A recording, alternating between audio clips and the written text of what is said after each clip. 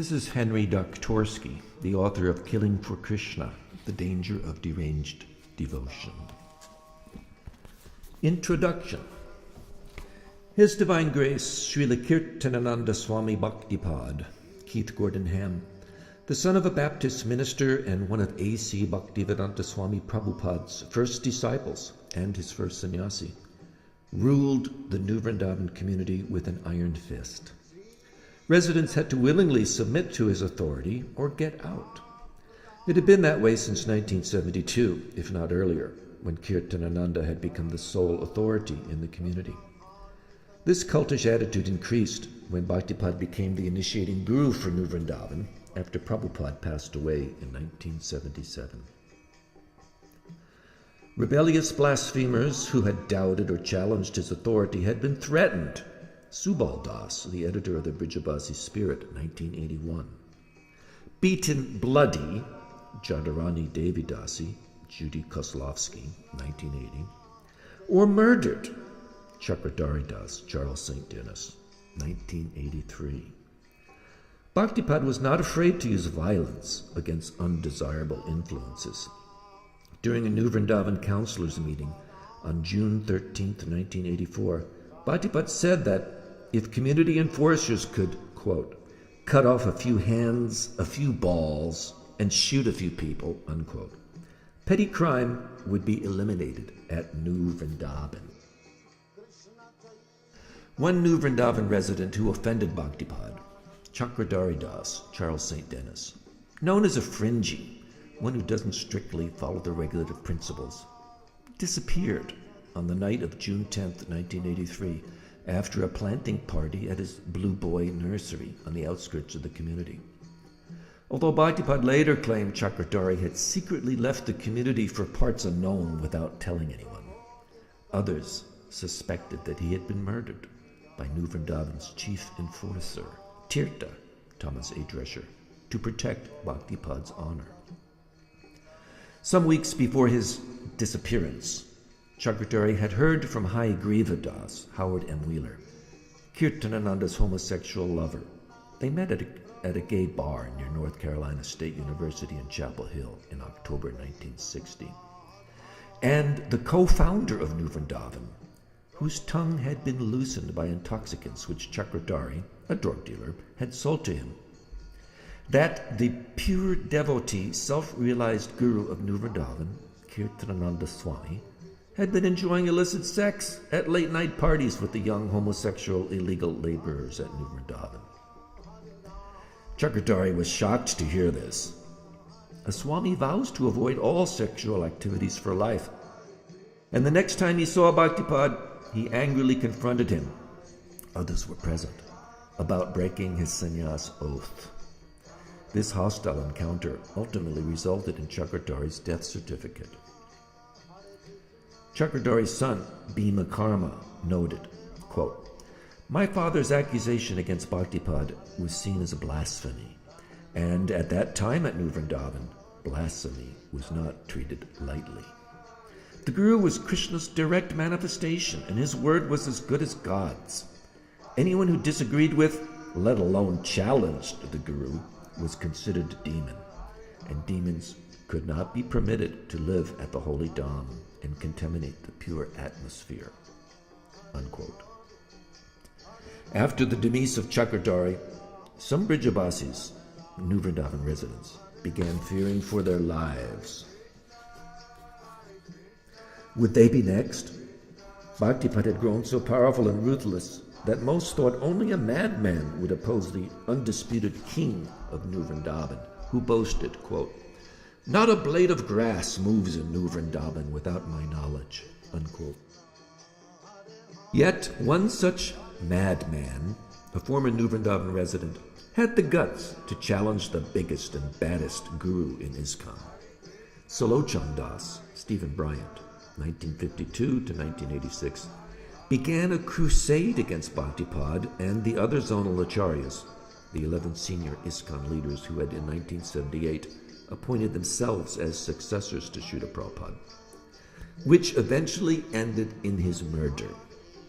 However, his death instigated a formidable federal government investigation which eventually ended Bhaktipad's 26-year reign at New Vrindaban. After losing the affections of his wife, who he believed had become captivated by Bhaktipad's charisma, Sulochana began a campaign to evict the guru from his post by publicizing among the worldwide ISKCON community recently discovered sordid details from Bhaktipad's past and secret criminal and immoral activities from New Vrindaban's present. He declared open season on Bhaktipad, Rameshwar, and the other ISKCON zonal acharyas, and recommended violent means to dethrone the pretenders.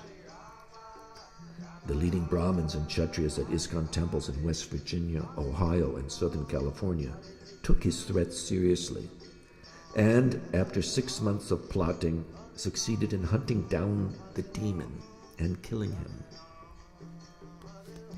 Bhaktipad and Sulochana. Bhaktipad was a star in ISKCON. When he traveled to Hare Krishna temples in the United States and abroad, he was idolized as a celebrity. Brahmacharis, celibate male students, especially fawned over him, eager to render some personal service. They attentively listened to his classes and darshans as if each word from Bhaktipad's mouth was a drop of nectar falling directly from the spiritual sky. Bhaktipad was respected and admired throughout most of the ISKCON world for at least 10 reasons. 1. He was regarded as Prabhupada's first and senior-most disciple. He bragged, quote, "Srila Prabhupada said I was first in everything," unquote. 2. He was noted for his preaching and debating skills. He was considered a scholar of both the Bhagavad Gita and the Bible, and was acknowledged as undefeatable in argument. 3. His austerities, such as rising early before sunrise, taking a cold shower even in winter, attending all the temple services, avoiding contact with women, strictly following the 4 regulative principles, allegedly, and eating only the barest minimum to keep body and soul together, were legendary. 4.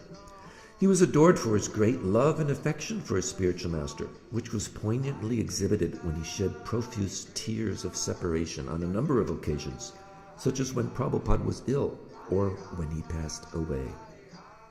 5. He was extremely charismatic. One contemporary remembered, quote, "Not all the ISKCON gurus had that kind of strong personal charisma, but he did. In life, sometimes you'll meet a person that just is electric. Kirtan Ananda had that unnameable immensity of personal character, whereby people felt kind of cowed by his presence, or very impressed, or blown away," unquote. 6. He established the New Vrindaban community in Marshall County, West Virginia, and built it from next to nothing into the largest ISKCON farm community in North America. 7. He masterminded the design and construction of Prabhupada's Palace of Gold, billed as the Taj Mahal of the West, the marble and gold memorial shrine for the founder and acharya of ISKCON, His Divine Grace A.C. Bhaktivedanta Swami Prabhupada, which catapulted New Vrindaban to the attention of national and international media. 8. More Prabhupada disciples reportedly served under Bhaktipad than under any other guru in ISKCON. By the end of 1986, only about 500 Prabhupada disciples remained active in ISKCON. 3,500 had left for one reason or other. But 30%, almost 150, of all Prabhupada disciples active at that time lived at New Vrindaban or its satellite centers. 9. By 1986, he had initiated 1,000 devoted disciples throughout the world and had an army of dedicated fundraisers out on the pick who collected sometimes $150,000 per week and more than $3 million per year. Bhaktipad had deep pockets, and he could spend his money for the most part, however he pleased. 10. He had a small but loyal group of Kshatriya enforcers who helped maintain discipline in the community. Usually they threatened or beat up disobedient devotees. More rarely, they used stronger methods to silence especially dangerous dissidents. One California devotee who had been threatened by some of New Vrindaban's Kshatriya enforcers noted, quote, "On the goon squad were a couple of guys that would beat the hell out of you, or whatever it takes. to convince people to cooperate, unquote. Although Bhaktipad could be ruthless to those who incurred his wrath, he was also extremely affectionate to his faithful servants. He had a cult following of over 500 devotees that lived and worked at the community and its satellite centers in West Virginia, Pennsylvania, Ohio, Florida, and New York City, and thousands more in Canada, India, Africa, Malaysia, and elsewhere. Most of them did as they were told. He had power, and he was not afraid to use it. Other ISKCON gurus may not have liked Bhaktipad or his tactics, but they nonetheless admired him and coveted his wealth, fame, and renunciation. Most wished they could be like him in many respects. Sulochan, on the other hand, was not highly regarded by most of the Brijabasis. He was a householder, unsteady in his service and prone to fault-finding and argument. He was not a model husband and sometimes humiliated his wife. After a time, he did not strictly follow the four regulative principles, and he couldn't stay in one place for very long. He had few friends at New Vrindaban, and some thought he would never amount to much. Despite Sulochan's talk of inciting violence, in my opinion, the greatest danger he posed to Bhaktipad was not through any threatened bodily harm, but through his sharp-edged words, which cut deep into his adversary's reputation. Sulochan might have been foolish for advocating violence in his letters and publications, but he was, after all, by nature, a fighter. He was named after a Kshatriya warrior, one of the 100 sons of King Dhritarashtra and Queen Gantari, who died fighting during the Battle of Kurukshetra in India some 5,000 years ago, and he possessed many of the qualities of a Kshatriya. One of his associates recalled his Kshatriya nature, quote, "Sulochan was by nature a warrior. I can't say he was a very good one, obviously, but he was no Brahmin. He was not good at business, and he was nobody's servant, Sudra, either. The man lifted weights, was well built, regularly practiced firing his handgun at shooting ranges, and definitely had the warrior, or to be liberal, Kshatriya mentality. I know this from first-hand experience. He was not a bluffer. He was willing to fight to the death, as long as he had a chance to prevail. He was actually engaged as a warrior in his writings, i.e., he was fighting with words. That was his spirit," unquote. Although Sulochan lived intermittently at New Vrindavan for only a few years, he turned out in retrospect to be an extremely important figure in the history of the community. He, by his life and death, affected the community more profoundly than nearly everyone else.